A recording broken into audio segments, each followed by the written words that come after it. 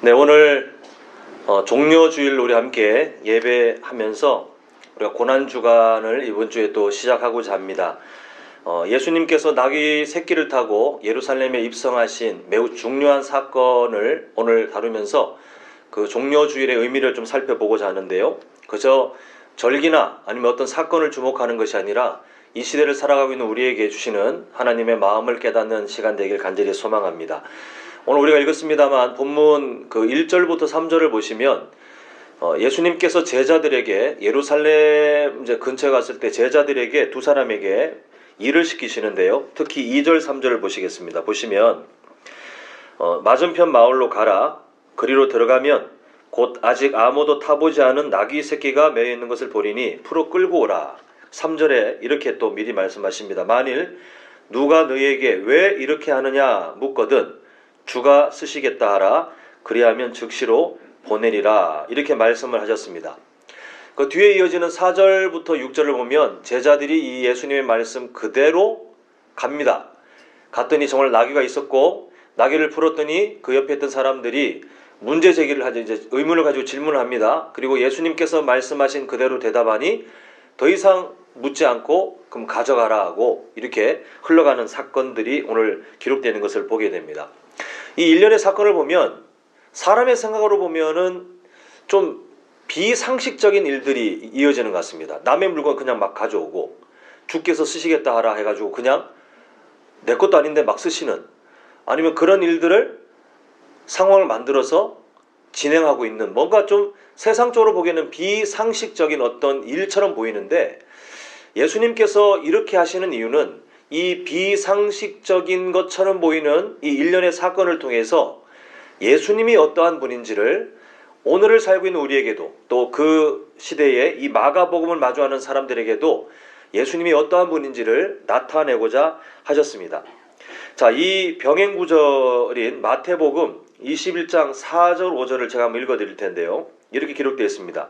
같은 사건을 기록해 있는데 이는 선지자를 통하여 하신 말씀을 이루려 하심이라. 이게 중요합니다. 선지자를 통하여 하신 말씀을 이루려 하심이라. 마태복음 21장 4절 5절에 그 같은 사건을 다룰 때에 뭐라고 서두가 던지자면 선지자를 통하여 하신 말씀을 이루려고 하셔서 이렇게 하셨다라고 하면서 그 다음에 오늘 본문에도 뭐 겹치는 내용입니다만 그 제가 마태복음 21장 5절에 이렇게 되어 있습니다. 시온 딸에게 이르기를 네 왕이 내게 임하나니 그는 겸손하여, 그 다음에 이런 특징적인 조건이 있죠. 나귀 곧 멍에 매는 짐승의 새끼를 탔도다 하라 하였느니라. 이렇게 병행구절인 마태복음 21장은 오늘 우리가 보고 있는 이 마가복음 11장에 대해서 약간 추가적인 정보를 주고 있습니다. 결국 예수님께서 예루살렘에 입성하시는데 반드시 지금 선행돼야 되는 조건이 뭐냐면 어린 그 나귀 새끼를 타고 들어가는 일이 반드시 일어나야 된다. 이렇게 지금 성경은 지금 이 사건들을 만들어가고 계시는데 사실 스가랴 선지자를 통해서 이미 구약 성경에 미리 예언된 내용 아닙니까? 스가랴 9장 9절을 제가 한번 읽어드리겠는데요. 이렇게 기록되어 있습니다. 시온에 따라 크게 기뻐할지어다.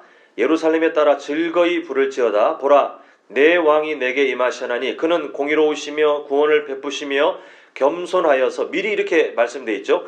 나귀를 타시나니 나귀의 작은 것 곧 나귀 새끼니라 라고 오실 메시아에 대해서 이미 하나님께서는 이 스가랴 9장 9절을 통해서 미리 이런 조건들, 이런 상황들을 말씀해 놓고 계시는 것을 보게 됩니다.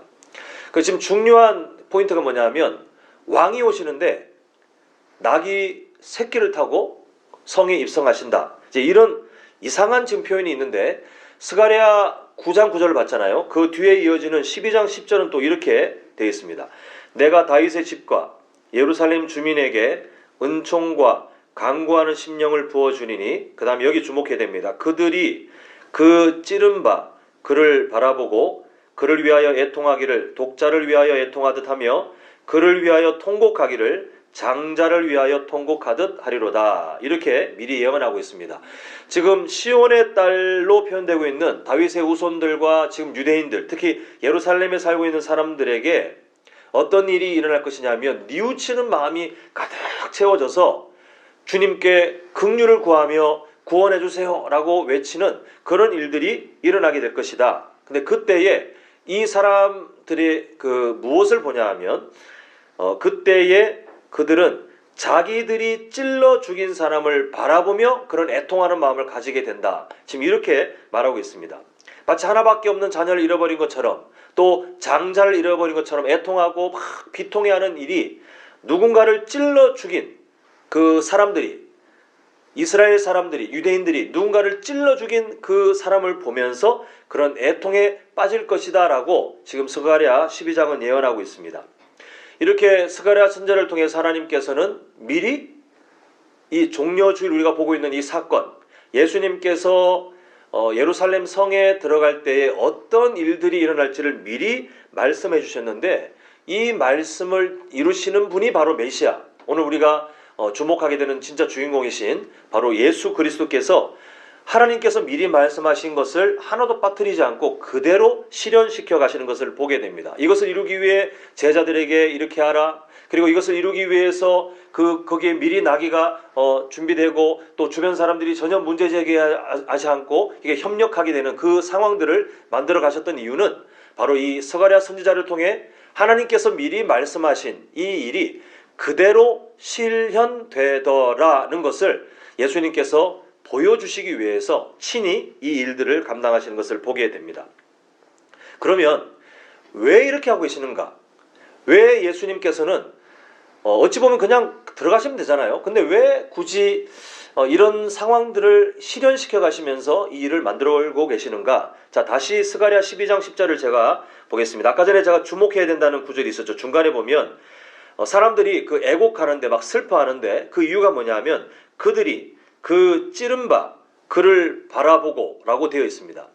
이미 다 이렇게 우리 성도님들 지혜로우시니까 이게 어떤 사건을 말하는지 아시겠죠? 바로 예수님이 고난당하여 이 왕으로 인정받으셔야 되는, 왕으로 예수님을 인정해야 될 이 사람들이 예수님을 찌르고 예수님을 못 박고 예수님을 결국은 처참한 그 저주의 십자가에 던져서 죽게 만드는 그 일에 대한 내용을 말씀하고 계시는데, 결국 지금 예수님께서 나귀 새끼를 타고 들어가시는 것은 그냥 이벤트, 무슨 예전에 수련회 같은 데 가면 항상 마지막 날 밤은 세족식 하면서 감동 끌어올리고 이런 뭔가 이벤트가 있었잖아요.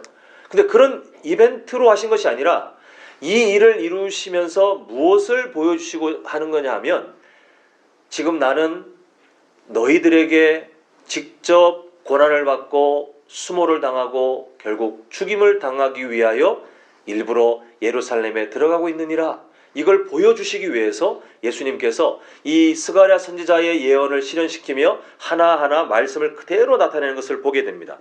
그래서 오늘 본문에서 예수님께서 그 스가랴 9장 9절에 그 예언된 말씀을 완전히 이루시기 위해서 이런 표현들이 있었죠. 시온의 딸이 크게 환호하는 분, 그리고 나귀 새끼를 타고 오시는 분, 이 두 가지 모습으로 자신을 드러내고 계시는데요. 아까 전에 보았지만 스가랴 9장 9절 이렇게 기록되어 있었습니다. 시온에 따라 크게 기뻐할지어다, 예루살렘에 따라 즐거이 부를지어다 라고 하면서 오늘 종려주일에 우리가 보고 있는 마가복음 11장 또 다른 사복음서에 다 다루고 있는 예수님께서 정말 십자가의 그 고난을 본격적으로 온 몸으로 다 감당하시기 위해서 마치 문을 열고 들어가시는 것처럼 예루살렘에 입성하실 때에 어떤 모습이 있느냐?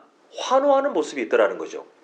그리고 그 구절 끝에 있는 것처럼 나귀 새끼를 타고 가는 모습, 이 두 가지가 핵심적인 광경이 나타나게 될 것이다 라고 미리 예언되었고, 오늘 우리가 읽었던 마가복음 11장에서 정말 그 일들이 그대로 실현되고 있다는 것을 보게 됩니다. 그래서 사실 이 구절, 하나님께서 미리 스가랴 선지자를 통해서 예언하신 이 구절이 말이 안 돼요. 왕이라는 단어로 사실 어울리지 않는 분 아닙니까? 예수님은 이 세상을 만드신 분이에요. 하나님과 동등되신 분이에요. 그분이 이 땅에 오시면 최소한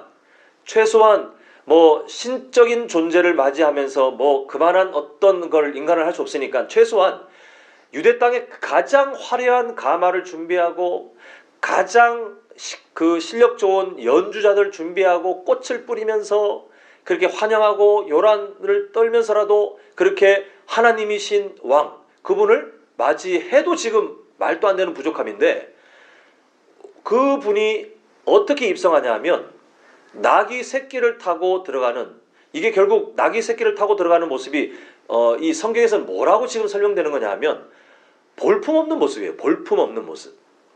우리가 보면 그냥 이 문화가 와닿지 않으니까 예수님께서 낙이 새끼를 타고 이렇게 들어가시는 그 모습 그림을 보면 와, 예수님께서 환영받으셨네 여기 주목되지만, 성경이 특히 스가랴 선지자를 통해서 예언된 말씀이 실현되는 목적이 뭐냐 하면 그분이, 하나님이신 그분이, 진짜 왕이신 그분이 정말 볼품없이 그 예루살렘으로 입성하고 계시다를 낙이 새끼를 타고 들어가는 모습으로 보여주고 계시는 거예요. 지금 예수님께서는 왜 하시냐 하면 예수님이 어떠한 왕이신지를 일부러 사람들에게 교육시키기 위해서, 알려주시기 위해서 이 모습들을 준비하셨습니다. 세상 왕은 어떻습니까? 어진 왕이 있다 해도 결국은 무엇을 기반으로 하냐면 권력, 내 힘, 그래서 아랫사람들을 거느리고 이렇게 살아가요. 그 대다수가 매우 높은 확률로 사람의 악한 심리는 힘을 가졌을 때 드러나지 않습니까? 그 사람이 어떤 힘을 가졌을 때 드러나는데, 왕들은 정말 인간의 본성을 다 드러낸 사람들 아니에요? 그 세상 왕은, 특히 예수님 시대에 있었던 그 통치자들은 다 권력을 가지고 사람들을 부려먹고 고통을 주고 정말 나쁜 짓들을 일삼았던 그런 사람이었어요. 근데 지금 예수님은 어떻게 오시냐 하면 이 땅에 오시는 그 자리부터 하나님이신 그분이 아주 초라하게, 정말 환영받지 못하고 사람들에게 주목을 받지 못하고, 그리고 태어나서 눕힌 곳이 말 밥통, 거기에 눕혀있는 정말 초라한 모습으로 태어나셔서 인간인 그 피조물의 모습으로 그 삶을 살아가시다가 이제 왕으로 예루살렘에 입성하는 정말 중요한 그 사건이 있는데, 그조차도 초라하기 짝이 없는 낙이 새끼 타고 정말 볼품없이 세상 말로 모양 빠지게 그렇게 들어가신 이유가 뭐냐 하면, 왕으로 오신 예수님은 권력으로 군림하시는 분이 아니라 겸손하신 분, 살리기 위해서 본인을 낮추시고 살리기 위해서 본인을 죽이시고, 그리고 그 하나님이신 분이 우리를 통치하시고 군림하시고 막 왕처럼, 그렇게 세상적인 왕처럼 그렇게 하는 것이 아니라 오히려 일방적인 사랑을 베푸시면서 우리에게 한없는 은혜를 주시는 그 낮아짐의 왕으로 오신다. 그게 세상 왕과 다른 예수님의 모습을 보여주시기 위해서, 나타내시기 위해서 이 모습들이 스가랴 선지자를 통해 이미 예언되었고, 그리고 예수님도 실제로 그 모습 그대로 예루살렘에 입성하시는 것을 보게 됩니다.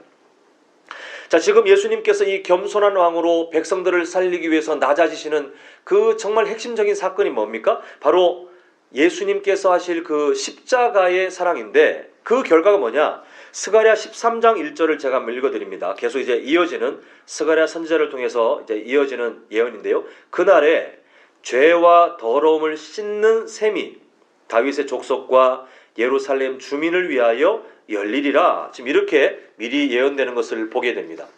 예수님께서 이 땅에 오셔서 구원자로 하실 일이 뭐냐 하면 죄를 씻어주시는, 사람들이 도저히 해결할 수 없지만 그러나 그 한 사람의 인생을 아예 비참하게 가둬버리고 그 후생까지도, 이 세상의 삶뿐만 아니라 이 세상을 떠나서도 영원토록 저주에 갇혀 벌을 받게 되는 그 비참한 일, 이 죄에 갇혀 있는 것을 해결해 주시기 위해서 예수님께서 오신 것 아닙니까? 근데 이 일을 이루시기 위해서 가장 높은 분이 가장 낮은 자리에 아예 그냥 던져지듯이 하나님조차도 외면해버리시는 그 자리에 던져지고 나서야 어떤 일이 이루어지냐 하면, 그때 드디어 금방 읽어드린 이 스가랴 13장 1절에 죄와 더러움을 씻는 셈이 열리리라가 일어난다는 거예요. 다른 방법으로는 이 셈이 열리지 않아요. 다른 그럴싸하고 화려하고 세상의 왕처럼 뭔가 연출하면서 짜잔하고 등장하는 그런 구원자로는 이 일이 열리지 않기 때문에 하나님께서는 철저하게 매우 치밀한 구원 방법을 딱 만드셔서 가장 낮은 섬김의 왕으로 독생자 예수 그리스도를 보내주시고 그 일에 순종하신 예수님을 통하여 죄와 더러움을 씻는 셈이 바로 열리게 되었고, 우리가 이 은혜를 누린 수혜자로 지금 이 자리에 살고 있는 줄 믿습니다. 결국 오늘 예수님께서 스가랴 선지자를 통해서 이미 예언된 말씀을 정말 철저하게 실현시키면서 그 이후에 나타나는 그 본문의 내용들을 또 잠시 한번 보겠는데요. 이제 그 오늘 본문 7절을 보면 제자들은 나귀 새끼를 예수님께 끌고 와서 자신들의 겉옷을 나귀 그 새끼에게 다 얹고 예수님이 타시도록 합니다. 그리고 그 뒤에 일어나는 어떤 일들이 있느냐, 8절 보시면 많은 사람들은 자기들의 겉옷을 깔아요. 또 어떤 사람들은 들에서 벤 나뭇가지를 또 길에 깔아요. 지금 이게 뭐냐 하면, 우리는 뭐 사실 볼 일이 거의 없는 문화긴 하지만 쉽게 말해 우리나라에도 요즘 시대에 귀빈들을 환영할 때 뭘 깝니까? 빨간색 레드카펫 쫙 깔아가지고 거기에 사람들이 다른 데로 가지 않고 그 길로 들어가는 사람들이 귀빈 아닌가요? 이 시대에 귀한 사람이 오면 겉옷을 깔고, 그리고 나뭇가지를 베가지고 흙먼지가 날리지 않도록 또 깔아주고, 이런 문화가 있었는데 요즘 시대 레드카펫과 비슷한 느낌이에요. 결국 지금 사람들이 예루살렘 성으로 들어오는 그 예수님을 이 군중들이 환영하면서 막 옷을 깔고 그리고 나뭇가지를 베서 깔고 하는 것은 바로 예수님이 이 땅에 왕으로 오셨고, 또한 그 왕으로 예루살렘에 입성하고 계시는 것을 상징적으로 나타내는 하나님께서 보여주시는 그 모습인데요. 이어지는 9절과 10절을 보겠습니다. 앞에서 가고 뒤에서 따르는 자들이 이렇게 소리를 지르죠. 호산나 찬송하리로다. 주의 이름으로 오시는 이여 찬송하리로다. 오는 우리 조상 다윗의 나라여 가장 높은 곳에서 호산나 하더라. 이렇게 사람들이 지금 외쳤다는 거예요. 이미 스가랴 선지자를 통해서 예언된 것처럼 시온의 딸들로 예시된 그 이스라엘 백성들이 막 종려나무 가지를 흔들면서 예수님께 호산나 다윗의 자손이여 막 이렇게 환호하는 그 모습. 이때 호산나라는 말은 이제 우리를 구원하여 주시옵소서, 이런 말이에요. 지금 호산나라는 그 말은 하나님의 백성들이 하나님의 긍휼을 입어 하나님의 구원을 누리길 원합니다 라고 간청하는 그 간청인데, 지금 이 내용들, 그래서 군중들의 입술을 통하여 행동들을 통하여 지금 하나님께서는 독생자 예수 그리스도께서 이 땅에 왕으로 오셨다는 것, 그리고 그 왕인데 겸손한 왕으로 오셨다는 것을 이제 성경을 통해서 오늘을 살고 있는 우리에게도 그대로 알려주시는 것을 보게 됩니다. 결국 왕으로 오신 예수님께서 이 땅에 오신 이유가 뭐냐 하면, 바로 아까 전에 죄와 더러움을 씻는 그 셈 이야기가 나오지 않았습니까? 먹고 사는 문제가 아니에요. 정말 필요한 것은 이후에 영원한 벌에 갇힐 수밖에 없는, 그때는 해답이 없어요.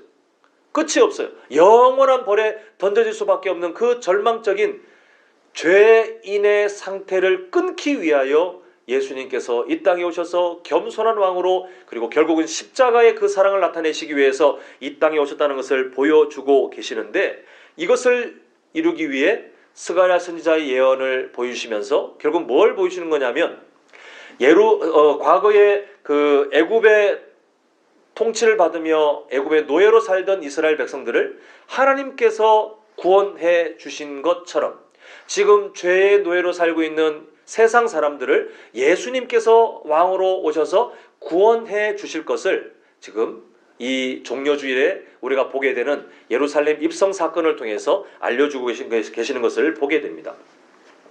우리가 주목할 내용이 있어요. 지금까지는 이제 성경에 대한 배경들을 설명드렸는데 주목할 내용이 있습니다.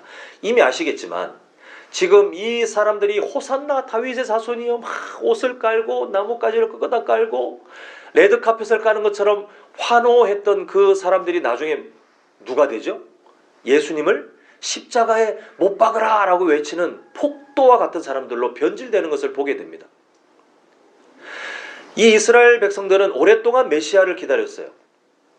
근데 그 메시아를 기다린 마음이 성경에서 알려주신 메시아가 아닌 자기들이 원하는 메시아로 점점 변질시켰어요. 물론 약간은 이해가 됩니다. 왜냐하면 그냥 일상을 산 것이 아니라 많은 강대국들에게 압제를 받고 고통을 당하고 고통을 당하다 보니 그 고통받는 일 때문에 메시아의 모습을 현실에 그냥 투영해가지고 지금 우리가 당하고 있는 이 현실의 어려움을 해결해주는 사람이 메시아, 이렇게 자신들이 성경이 말씀하고 있는 내용과 다른 메시아를 만들어버렸어요. 그런데 예수라는 어떤 존재가 나타나더니 막 기적을 베풀어요. 말씀을 전하는데 그동안 듣지 못한 엄청난 메시지예요. 뭔가 말씀에 힘이 있어요.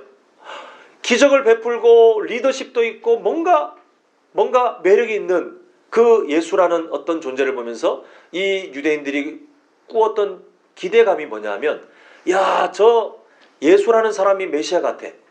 저 사람을 우리 임금으로 삼으면 이제 우리는 예전 다윗, 예전 솔로몬 왕 때처럼 부국강병을 이루면서 우리도 먹고 사는 문제가 해결되겠지라고 기대를 했습니다. 그 기대에 어느 정도 부합된다고 믿었기 때문에 사람들은 예수님을 환호했어요. 예수님을 따라다녔어요. 많은 무리들이 예수님을 만나기 위해서 막 적극적으로 달려갔습니다. 그런데 왜 변질됩니까? 이렇게 호산나라고 외쳤던 그 입술들이 부끄러워질 정도로 왜 얼마 가지 않아서, 이 고난주간 우리가 이제 살펴볼 내용이지만 오래 가지도 않잖아요. 며칠 가지 않아서 금방 예수님을 십자가에 못 박게 하라 이렇게 외쳤던 이유는 자신들이 기대했던 메시아와 맞지 않는 예수님의 모습을 보고는 실망한 거예요.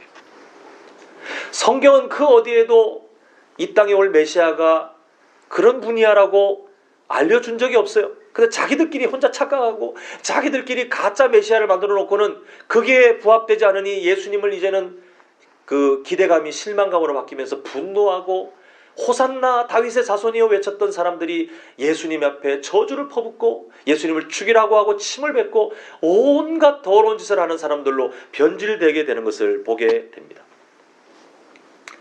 예수님께서 이 땅에 오신 이유는 그들의 먹고 사는 문제를 해결해 주시기 위한 것이 아니라 그보다 더 중요한 이 죄의 문제를 해결하여 정말 영원한 생명을 주시기 위해서 정말 중요한 문제를 해결해 주시는 메시아로 이 땅에 오셨는데, 그 사실을 깨닫지 못하는 만큼 이 사람들이 했던 환영은 가짜 환영이 되었어요. 이 사람들이 요란스럽게 했던 그 환영 행사는 정말 가식적이고 거짓된 그런 행사로 변질되는 것을 보게 됩니다. 그런데 오늘날 우리가 살고 있는 이 시대에도 같은 일들이 반복되고 있습니다. 예수님을 예수님답게 생각하지 않아요. 예수님을 예수님답게 인정하지 않는 그런 세대, 그런 교회, 그런 가정, 그런 사람들이 점점 늘어나고 있는 이 말세의 때를 우리가 살고 있습니다. 오늘 본문에서 본 바와 같이 스가랴 선지자를 통해서 미리 말씀이 예언된 이유, 그리고 그 예언된 말씀을 그대로 실현해서 사실 별것 아니지 않습니까? 사람들이 환영하는 모습, 그리고 예수님 낙이 새끼를 타고 들어가는 이 두 가지 키워드가 사실은 그렇게 중요해 보이지 않지만 그 두 가지 모습을 나타내셨던 그 이유가 뭐냐 하면 예수님께서 이 땅에 오신 목적이 뭔지를 알아라는 거예요. 이 땅에 화려한 왕처럼 권력을 휘두르고 뭔가 세상 왕처럼 오신 것이 아니라 자신을 낮춰서 보잘것없는 분으로 겸손한 왕으로 오셔서 자신의 생명을 던짐으로 우리를 살리기 위한 진짜 구원자로 오시는 그 예수님을 보라, 정말 이해하라, 그렇게 진짜 환영하라. 이게 바로 오늘 그 스가랴 선지자와 스가랴 말씀과 연결된 오늘 본문, 물론 사복음서에 다 다루고 있습니다만 오늘 본문에 대한 내용입니다. 지금 이러다 보니 예수님에 대한 바른 이해를 우리가 한번 확인해야 되는데요. 예수님이 누구신가에 대해서 이것은 지식을 말하는 게 아닙니다. 우리 마음의 삶의 태도를 말하는데요. 오늘날 말세 때에 이 가치관이 무너진 사람들이, 또 그런 가정이, 그런 교회가 너무 많아지고 있다는 것이 절망이에요. 절망. 예수님이 어떠한 분이십니까? 그분은 우리의 삶에 먹고 사는 문제를 해결해 주기 위해서 오신 분이 아니에요. 물론 하실 수 있는 분이지만 오신 이유를 우리가 좀 살펴보자는 겁니다. 오신 이유는 우리의 먹고 사는 문제를 해결해 주시기 위해 오신 분이 아니에요. 그래서 우리는 전도할 때 예수님 믿어봐봐. 경제적인 문제가 해결될 거야. 예수님 믿어봐봐. 자녀가 잘 될 거야. 예수님 믿어봐봐. 병이 나을 거야. 라고 우리가 전도하는 것은 위험해요. 안 되면 어떡할 거예요? 예수님 믿고도 병 걸리고, 예수님 믿고도 경제적으로 어렵게 살고, 예수님 믿고도 때로는 참 힘든 훈련의 시간을 경험하는 사람들이 허다하게 널려 있는데, 예수님 믿는 것과 그것을 연결시켜 전도하는 것은 정말 위험한 메시지예요. 그것을 위해 오신 분이 아니시기 때문에 그렇습니다. 우리는 예수님이 정말 나의 죄의 문제를 해결해 주기 위해서 자신을 가장 낮은 비참한 곳으로 던지셔서 십자가의 죽으심으로 우리를 살리셨고, 부활하신 그 주님은 우리에게 영원한 생명의 보장이 되셔서 이제 그분은 우리를 떠나지 않는, 우리와 관계가 맺어져서 끊어지지 않는 영원한 왕으로, 소망의 주님으로, 특히 예수님 때문에 하나님과 우리의 사이가 죄 때문에 깨어졌던 그 거리가 단번에 화목하게 되어 우리는 여전히 부족하지만 이미 우리가 어떤 자격을 회복했습니까? 하나님의 자녀. 우리 성도님들이 하나님 앞에 이게 그 아람어로 된 성경이 이미 우리 입에 붙어서 아바 아버지라고 하는 성경의 표현이 우리가 입에 붙었지만 사실은 그 아바가 신기하게도 우리나라에 아빠 그 말 그대로 정말 친밀하게 아이고 아버님 이게 어렵게 대하는 게 아니라 아빠라고 부를 수 있는 그 친밀한 관계를 이미 우리한테 회복시켜 주셨잖아요. 누가요? 예수님께서. 예수님이 어떤 분이십니까? 라고 할 때 우리 성도님들의 삶 가운데 예수님에 대한 바른 이해와 바른 믿음의 고백들이 온전하게 회복되기를 간절히 소망합니다. 그래서 이 시대 가운데 예수님을 예수님답게 바라보지 못하는 이 말세의 때에 우리 교회가 바른 교회로 세워졌으면 좋겠어요. 우리 교회가 정말 머리 대신 예수님이라고 말만 하는 것이 아니라 정말 머리 대신 그 예수 그리스도, 우리 교회의 머리 대신 예수 그리스도, 우리 교회에 정말 왕으로 계시는 그 예수 그리스도를 우리가 인정함과 동시에 우리 교회의 모든 선택들이, 우리 교회의 모든 고민들이, 우리 교회가 앞으로 걸어갈 모든 길들이 복음의 방향과 그대로 일치하는 바른 교회가 되길 간절히 소망합니다. 이게 오늘 스가랴 선지자를 통하여 예루살렘으로 들어가는 예수님이 나는 이런 왕이야 라고 우리에게 자신을 계시하신 그 예수님을 인정하는 모습이에요. 우리가 그렇게 복음에 일치된 삶, 예수님의 그 복음의 마음과 같이 가면서 때로는 서로 연약하여 상처받기도 하고 때로는 사람들이 모인 곳이라 뭐 좀 투닥투닥 할 수는 있지만 복음이 무엇입니까? 나를 위해 죽으신 예수님 사랑 때문에 내가 죽는 거 아니에요? 나를 위해 죽으신 예수님 때문에 나도 섬기고 그 낮아지신 예수님을 닮아 나도 그분만큼 가지를 못한다 할지라도 흉내라도 내면서 다른 사람 앞에 겸손한 사람으로 내려가는 것이 복음에 합당한 삶 아니에요? 우리가 때로는 실수하지만 빨리 돌아오고 때로는 부족하지만 다시 일어나고 할 때 우리 교회가 주변 사람들이 봤을 때 저 교회는 참 분위기가 좋다던데, 저 교회는 정말 위로가 된다던데, 이런 작은 천국을 실현하는 귀한 공동체가 될 줄 믿습니다. 이렇게 살아갈 때 그때 우리가 예배 때마다 부르는 이 찬양, 이 하나님 앞에 드려지는 예배가 가짜 환영이 아니라 진짜 환영이 되는 거예요. 이스라엘 백성들이 예수님이 그 예루살렘 입성할 때 얼마나 그럴싸해 보였습니까? 우리 성도님들 옷을 깔아본 적 있으세요? 나뭇가지 꺾어가지고 예수님이 오실 길을 예배하자, 뭐 말도 안 되는 얘기지만 그렇게 뭔가 예배하려고 예수님을 환영하기 위해서 뭔가 거창한 행위를 하신 적이 있습니까? 그 사람들은 그렇게 했어요. 그러나 그 모든 행위들이 어떻게 됐어요? 다 가짜, 가증스러운 가짜 환영. 물론 하나님께서는 그 입술을 사용하셔서 그 자리를 통해 예수님이 어떠한 분인지 스가랴 선지자의 예언과 일치하도록 만드시긴 했지만 유대인들의 실상을 보니 가짜 환영이었는데 우리의 예배가 가짜 예배가 되지 않길 간절히 소망합니다. 우리 성도님들의 가정을 한번 보셨으면 좋겠어요. 오늘날 가정의 중요성이 매우 대두됩니다. 왜냐하면 하나님께서 제일 먼저 만드신 공동체예요. 하나님께서 이 세상 가운데 하나님의 사람들을 만들고 파송하기 위한 가장 작은 그러나 가장 중요한 공동체가 가정이에요. 누가 이를 악물고 방해하겠습니까? 악한 마귀가 방해해요. 오늘날 가정들이 깨어지는 소식들이 얼마나 많이 있습니까? 여기서 말하는 가정이 깨어진다는 것은 뭐 이혼을 하니 안 하니 그걸 말하는 게 아니에요. 가정의 온전한 모습들이 깨어지고, 특히 교회 안의 가정들이 신앙교육의 현장이 되어야 되는데 이 모습을 잃어버린 가정들이 너무 많아요. 진짜 너무 많아요. 너무너무 많아요. 우리 성도님들이 계시는 가정 한번 여쭤보고 싶습니다. 우리 가정은 누가 왕이십니까? 한번 잘 생각해 보셔야 돼요. 우리가 대답은 예수님이요? 라고 하지만 정말 그렇게 사는 것이 쉽습니까? 정말 생각해 보셔야 돼요. 오늘날 천민자본주의라는 말이 떠돕니다. 이게 뭐냐면 사람들의 가치관 있잖아요.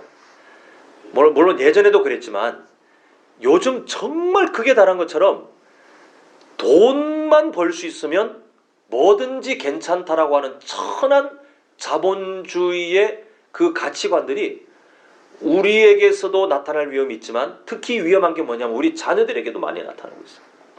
돈만 벌면 뭘 해도 상관없다고 생각해요. 그래서 이런 말까지 있습니다. 한번 들어보셨을 법한데, 불의한 일은 참아도 불이익은 절대 못 참지. 근데 사실 예수님 믿는 사람들이 반대 아닙니까? 불이익은 참을 수 있지만 불의한 일은 우리가 참으면 안 되지. 이게 온전한 수준 높은 사람들의 삶 아니에요? 예수님 믿는 사람들의 삶 아니에요? 그런데 이게 바뀌어가지고 불의한 건 내가 적당히 타협하고 참을 수 있는데 내 삶에 경제적으로 타격이 있어? 그러면 내가 못 참지.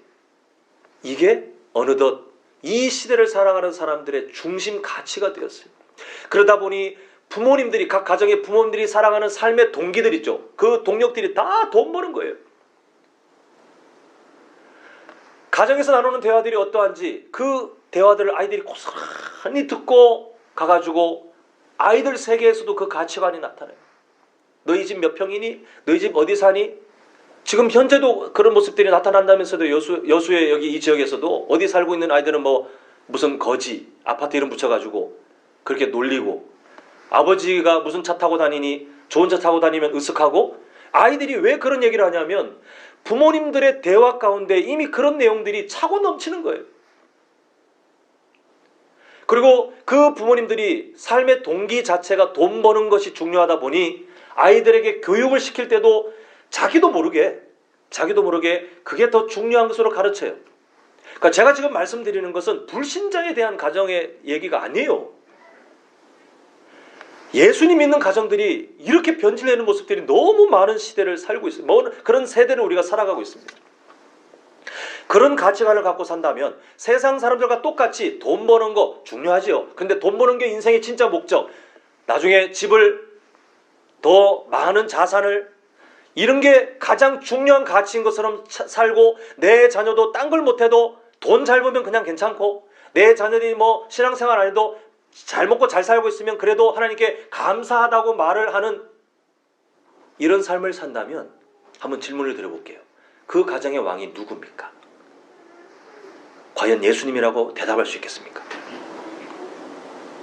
그런 가정은 돈이 왕이에요.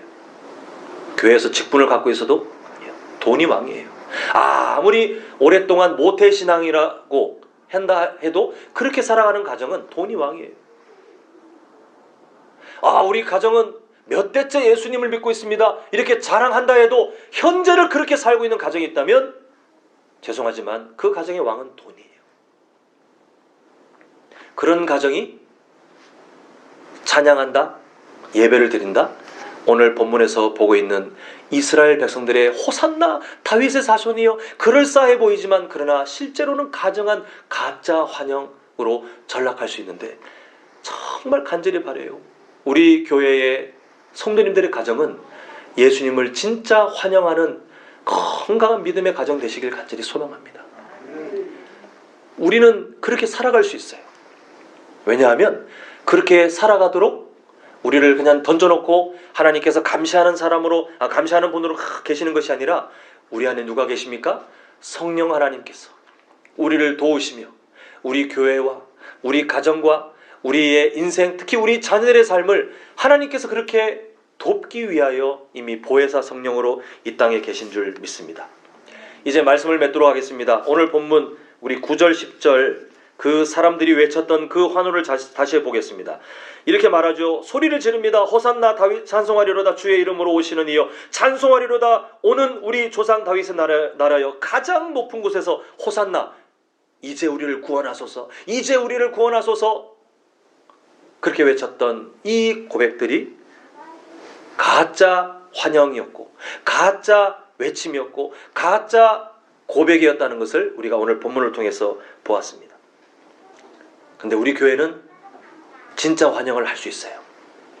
우리 가정은 진짜 예수님을 환영하며 살아갈 수 있어요. 우리의 삶은, 우리의 자녀들은 예수님을 정말 슬프지 않게, 예수님 얼마나 슬프셨을까 싶어요.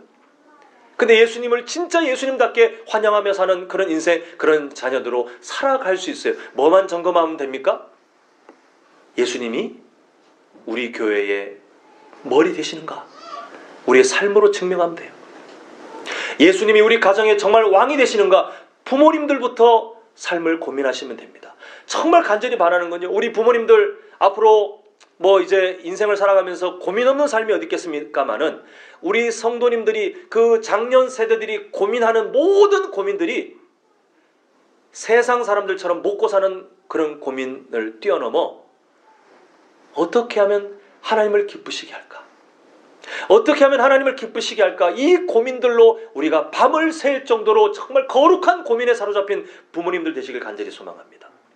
우리 자녀들 꿈과 비전이 있어야 되고 또 있겠죠. 정말 간절히 바랍니다. 우리 믿음의 가정들에 있는 자녀들, 그 자녀들이 직업이 뭐냐를 말하는 게 아닙니다. 그 직업을 갖기 전에, 고민하기 전에 그 아이들이 갖고 있는 꿈, 그 아이들이 갖고 있는 비전이 하나님의 마음과 일치하는 것이 되길 간절히 소망합니다. 그럴 때 우리가 드리는 모든 예배는 진짜 환영이 돼요. 가정스럽지 않아요. 정말 예수님을 예수님답게 인정하는, 정말 그분을 기쁘시게 만들고 그분의 역사에 우리가 사용되는 정말 주의 일꾼, 그런 교회, 그런 가정이 될 줄 믿습니다. 바라기는 오늘 종료주일입니다. 이따가 광고 때 말씀드리겠지만 내일부터 고난주간 특세가 시작되는데 여기 부모님들께 정말 부탁드릴게요. 정말 간절히 부탁드립니다. 아이들이 자랄 때부터 신앙의 추억들이 남는 것은, 이거는 돈으로 주고 살 수 있는 그런 게 아니라 정말 살 수도 없는 너무 고귀한 추억이에요. 정말 많은 일들을 봅니다. 잠시 우리 자녀들이 그렇게 되라는 게 아니라 어떤 일 때문에 잠시 신앙을 멈춘 사람들도 있지만, 그런데 그분들이 다시 돌아오는 그 계기들을 조사해 보니까 뭐가 있냐면, 어릴 때 내가 주일학교에서 예를 들면 부활절에 그때 계란 받았는데 그게 갑자기 생각나더라고요. 아니면 여름 성경학교 때 그때 막 재밌게 놀았는데 갑자기 그때가 그립더라고요. 어머니하고 아버지하고 기도회 아니면 부흥회 따라다니면서 막 좋은 거밖에 없지만 그때 그런 기억이 있더라고요. 근데 그런 추억들이 많이 있는 사람들이 다시 회복될 확률들이 되게 많다는 것을 정말 여러 조사를 통해서 보게 돼요. 미리 투자하셨으면 좋겠어요. 어린 자녀들 아침에 깨워서 예배 시간이 온다? 그 전쟁인 거 압니다. 그런데 미래에 투자하셨으면 좋겠어요. 우리 부모님들 딴 때 새벽 예배는 제가 강조 안 하잖아요. 그런데 요럴 때라도 우리 아이들 데리고 특세 때 와서 졸면 잠옷실에 던져놓고 졸라고 하십시오. 괜찮아요. 와가지고 졸리다 그러면 그냥 눕혀놓으세요.